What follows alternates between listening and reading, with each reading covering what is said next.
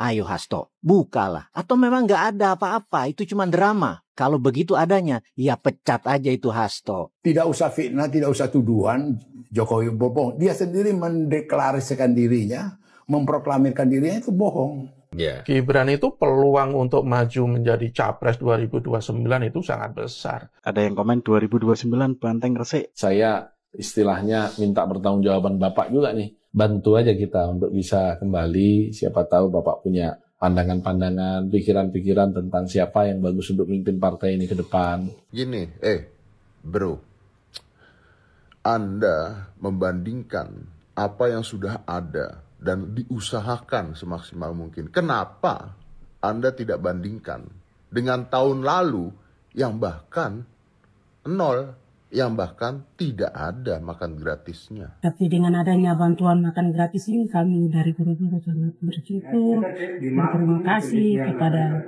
Bapak Presiden. Halo kawan-kawanku, selamat datang kembali di Yuda Media HD, tentunya masih barengan sama Jub-Jub di sini. Dan seperti biasanya kawan-kawanku, jadi kali ini aku mau ngajakin kalian nih untuk mencari sesuatu hal menarik apa ya hari ini.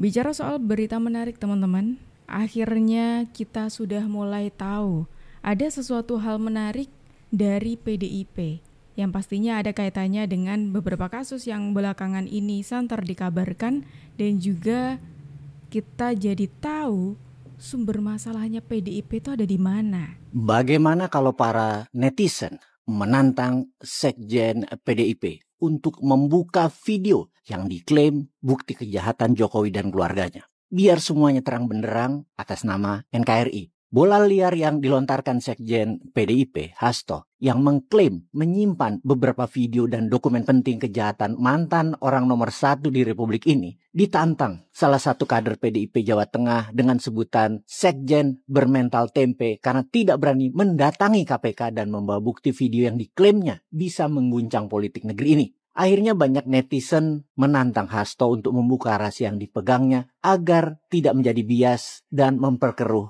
iklim politik yang memanas saat ini. Sebenarnya sudah sangat jenuh dan capek rakyat terus-menerus disuguhi drama politik PDIP dan Jokowi dengan saling serang satu sama lain. Ayo Hasto, bukalah. Atau memang nggak ada apa-apa, itu cuma drama. Kalau begitu adanya, ya pecat aja itu Hasto. Ganti Sekjen PDIP yang baru yang nggak ada drama. Netizen sudah kenyang nonton drama politik PDIP Jokowi ini, sudah bisa menebak akan seperti apa jalannya drama. Semisalnya masalah ini dipanjang-panjangin dan tidak segera diselesaikan. Sebenarnya simple kok. Masalah ini selesai ketika Hasto membuka semua dokumennya dan video-video seperti yang dikatakan olehnya akan kejahatan Pak Jokowi itu ya dibuka. Namun kalau semua itu tidak ada, berarti pembohongan publik. Semua ini menambah kasus pidananya Hasto. Kemudian KPK akan didesak sebagai tersangka kapan disidangkan, atau supaya tidak lari seperti Harun Masiku, akankah Hasto ditangkap? Kalau akan ditangkap pasti Hasto nangis-nangis minta perlindungan Ibu Mega. Drama berlanjut lagi, berseri lagi. Kalau ingin drama cepat selesai, seharusnya Ibu Mega bisa mengerti sekarang bahwa Hasto ini tukang drama, pencipta drama yang mana dulu mencalonkan Ganjar jadi presiden adalah provokasinya Hasto. Sehingga skenario Prabowo Ganjar berpasangan sebagai orang nomor 1 dan nomor 2 yang didesain Pak Jokowi, yang bisa membuat negeri ini damai malah ambiar seperti sekarang, yang mana hal ini bisa Hasto yang disalahkan. Kita juga tahu cerita lama bahwa sesungguhnya Hasto itu sudah bisa ditangkap sejak 4 tahun yang lalu oleh KPK. Namun ketika itu strateginya Hasto PDIP adalah mengangkat Firly Bahuri.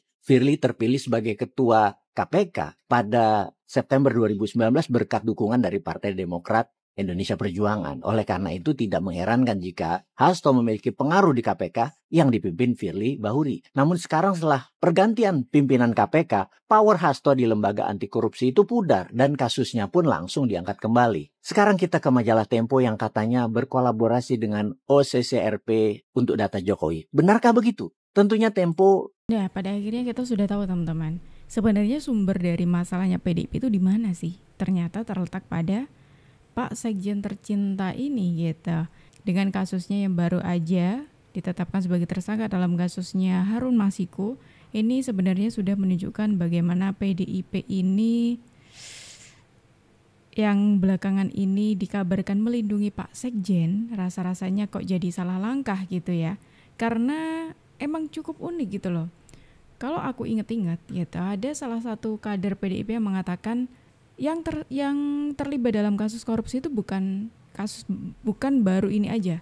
Sebelum-sebelumnya sudah ada kader PDIP yang terlibat dalam kasus korupsi. Tapi kenapa kok yang kali ini ketika melibatkan Pak Sekjen itu kayak dilindungi banget oleh PDIP, menarasikan yang tidaklah, menuduh sana sini lah, dan segala alibi yang mereka lakukan.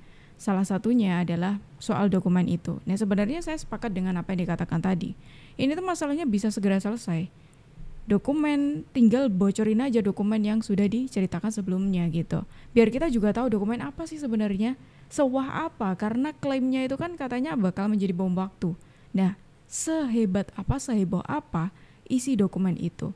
Bisa jadi kalau dokumen itu dibongkar gitu ya, ini semuanya selesai. Tidak usah fitnah, tidak usah tuduhan Jokowi bohong. Dia sendiri mendeklarasikan dirinya, memproklamirkan dirinya itu bohong.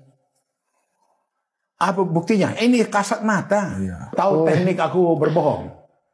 Investor sudah mau masuk ke IKN dari Singapura sekian, dari Qatar sekian, dari apa sekian, ada sekian. Kau tahu teknik aku berbohong. Nah, itulah.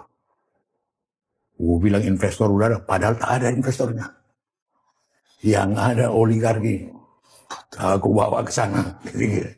Nah, itu dia salah satu contoh bagaimana PDIP menarasikan atau membangun tuduhan-tuduhannya. Salah satu permainan katanya adalah Pak Jokowi adalah pembohong. Katanya seperti itu.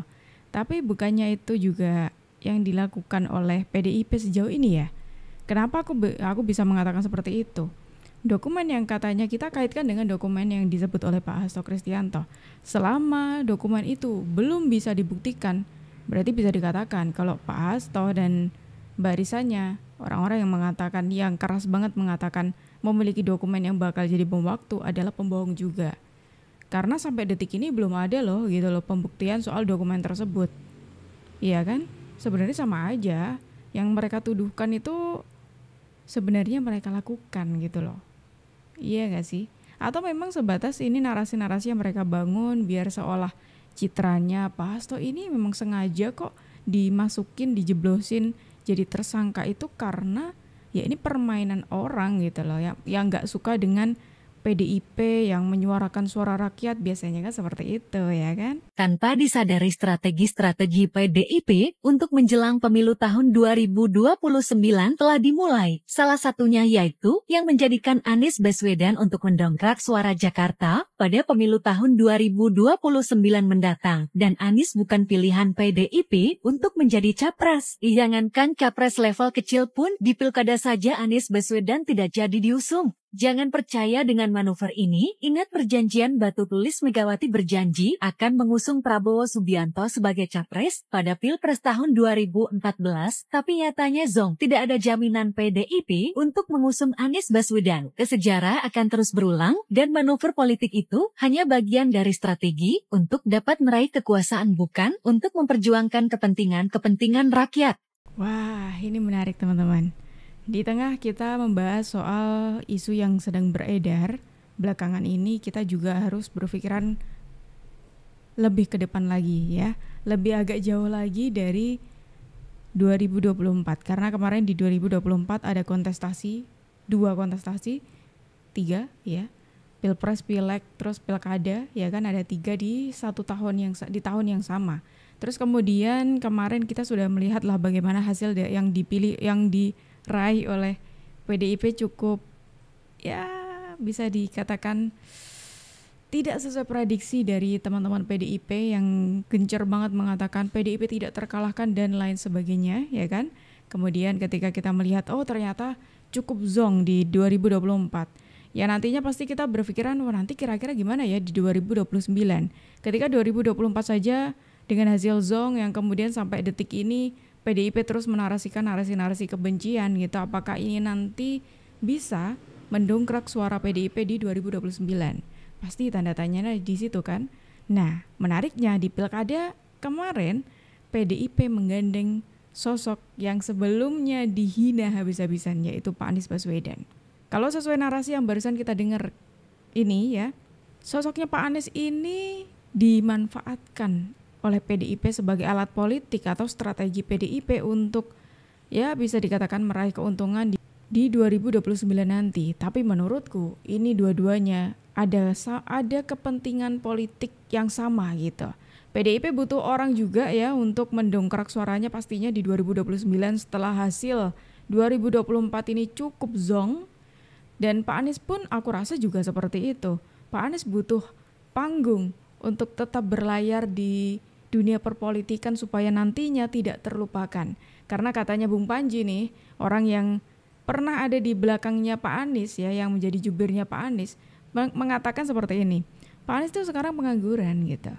Jadi butuh panggung lah gitu. Karena kalau tidak ada panggung nih, bisa-bisa lupa sudah semuanya sama Pak Anies Baswedan. Karena 5 tahun itu bisa dikatakan lama dan ya bisa dikatakan cukup waktu untuk melupakan seseorang. Kita juga tidak boleh melupakan sosok seorang Gibran loh. Yeah. Gibran itu peluang untuk maju menjadi Capres 2029 itu sangat besar. Dia sudah punya partai politik yang hampir pasti dia akan mengusung dia, yaitu partai yang dipimpin adiknya. Dan bukan tidak mungkin nanti Gibran ini akan melawan Pak Prabowo di 2029. Jangan dilupakan Pak Prabowo sebagai presiden punya instrumen untuk menggerakkan semuanya. Itu yang akan menjadi dinamika dalam 5 tahun ke depan ini. Bisa jadi permainan 2029 itu sudah dimulai dari sekarang. Karena semua pihak sudah menyusun strategi karena ada perubahan aturan permainan ini. Pak Prabowo misalnya, dia tentu saja kalau dia masih ingin menjadi presiden periode kedua, dia juga pasti tidak akan membiarkan begitu saja para pesaingnya untuk leluasa memperkuat diri kan. Termasuk misalnya Mas Gibran misalnya. Mas Gibran kan sekarang juga punya instrumen yang cukup besar untuk mematut-matut diri, mempromosikan diri, mempopulerkan diri. Nah ini menarik lagi teman-teman. Ketika PDIP tengah mencari seseorang siapa atau ya mencari tumpangan-tumpangan untuk mengembalikan suaranya mungkin ya setelah ditinggalkan oleh Pak Jokowi yang pastinya dari 2024 ini harusnya sih jadi pembelajaran untuk PDIP ya harusnya, tapi entah narasi yang mereka kembangkan selama ini sejauh ini masih dengan narasi-narasi kebencian. Nah menariknya adalah ketika PDIP berjalan cukup susah nih untuk naik lagi, ada sosoknya Mas Gibran yang diprediksi oleh orang-orang ya sangat berpeluang besar untuk bisa maju di 2029 nanti. Bahkan katanya Mas Gibran ini bisa jadi akan menjadi lawannya dari Pak Prabowo Subianto. Gimana kalau menurut kalian? Ada yang komen 2029 banteng resik. Nah resiknya ini saya akan mengambil konotasi positifnya aja nih. Jadi ini saya asumsikan menjadi doa bagi Banteng atau PDIP supaya tahun 2029 ini sudah bersih dari duri-duri di dalam partai. Itu aja ya. Jadi kalau dibilang resik di Indonesia udah nggak ada Banteng itu nggak mungkin. Udah belajar sejarah belum sih PDIP itu dari tahun berapa dan bagaimana dia mengawali berdirinya, bagaimana awal berdirinya PDIP.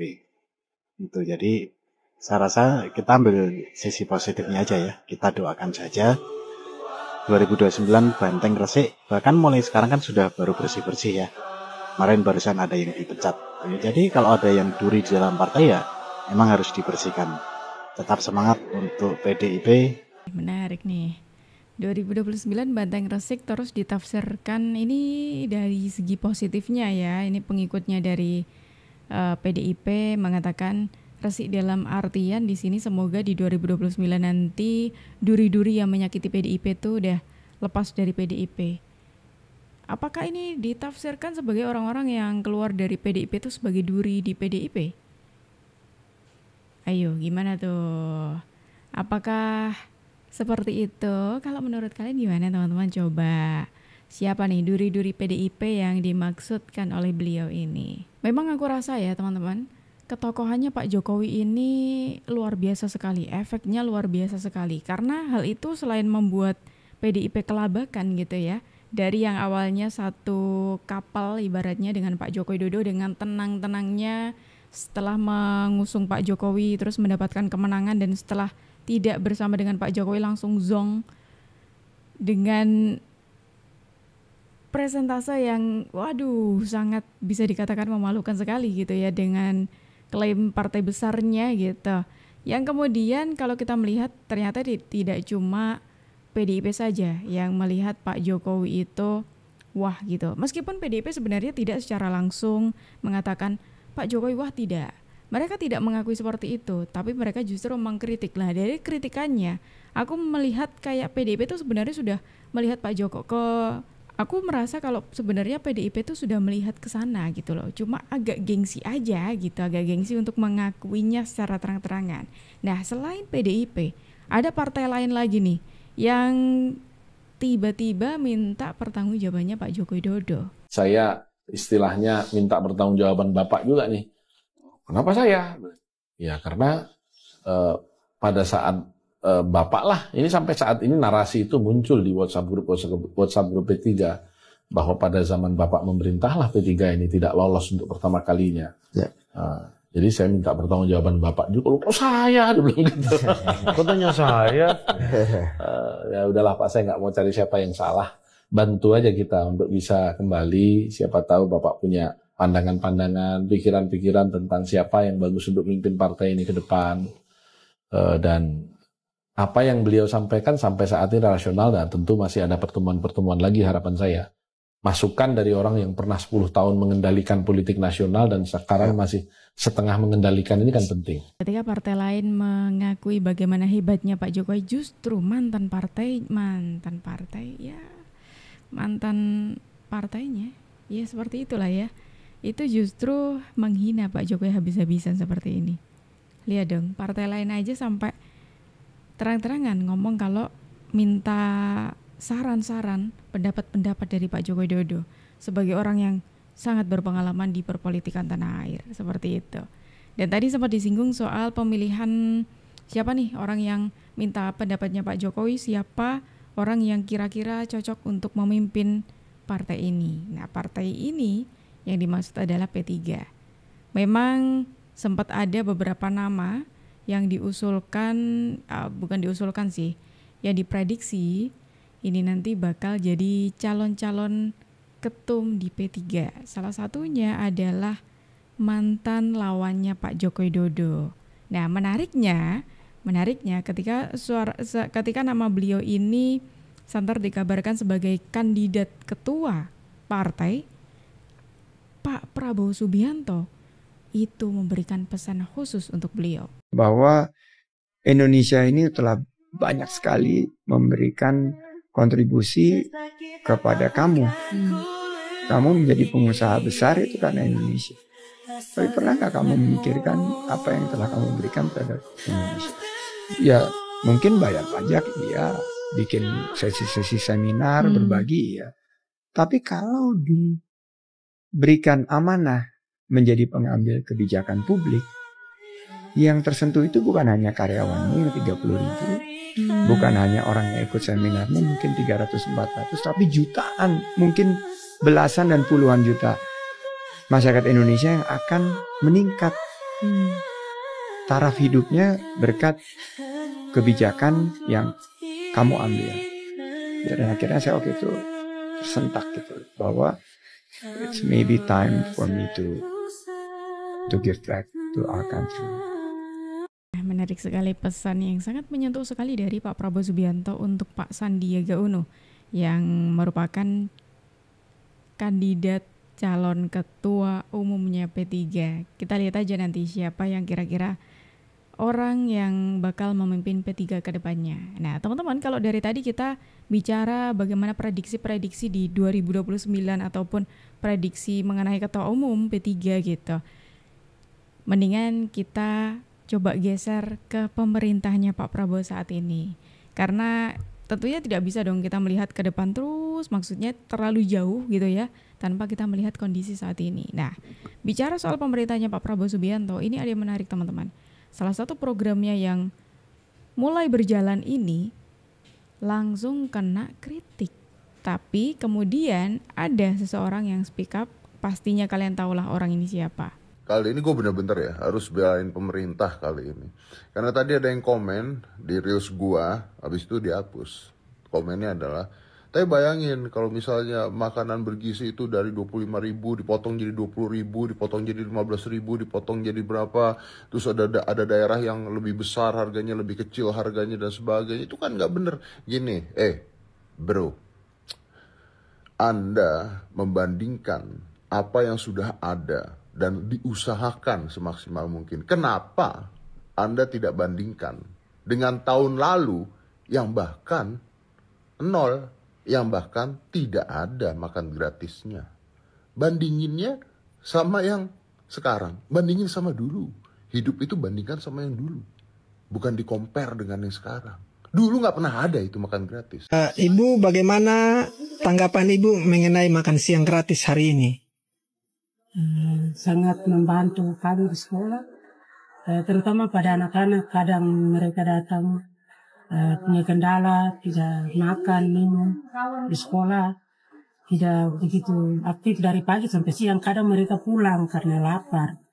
Tapi dengan adanya bantuan makan gratis ini, kami dari guru-guru sangat bersyukur, berterima kasih kepada Bapak Presiden yang sudah membantu kami dalam hal ini makan gratis. Mungkin ke depan anak-anak kami lebih semangat untuk bisa datang ke sekolah, rajin belajar. Seperti itu. Baik. Mungkin dari pengamatan Ibu, hari-hari sebelumnya sebelum ada makan siang gratis dengan hari ini jumlah kehadiran anak-anak itu bagaimana? Apakah sama saja atau ada perubahan? Yang dari hari ini agak berubah. Yang pertama dari hari-hari yang sebelumnya mereka kurang bersemangat. Kalau dengan melihat hari ini mereka lebih semangat, lebih giat untuk datang ke sekolah. Nah, jadi teman-teman, memang beberapa waktu ini ketika program makan bergizi gratis sudah mulai diterapkan di sejumlah daerah di Indonesia, memang belum seluruhnya gitu ya. Tapi sudah ada beberapa daerah yang sudah melaksanakan menerima makan bergizi gratis. Tapi kemudian ada komentar-komentar yang cukup negatif gitu ya dari program yang diusung oleh Pak Prabowo ini. Mulai dari ada yang komentar dari segi harganya, kemudian ada yang dari rasanya dan lain sebagainya kayak gitu. Yang kemudian tadi sampai ada yang komentar mengenai makan bergizi gratis. Padahal di sisi lain kalau kita bicara makan bergizi gratis, oke lah mungkin di beberapa daerah makan bergizi gratis tuh dianggap remeh banget, tapi tidak untuk saudara-saudara kita yang bisa dikatakan susah untuk makan di tiap harinya gitu.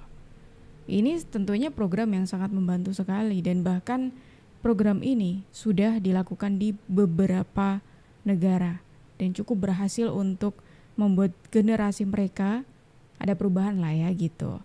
Gimana nih kalau menurut pendapat dari kawan-kawanku semuanya? Yuk langsung aja tulis pendapat kalian di kolom komentar, dan kawan-kawan semuanya terima kasih banyak karena kalian sudah menemani aku dari awal sampai akhir.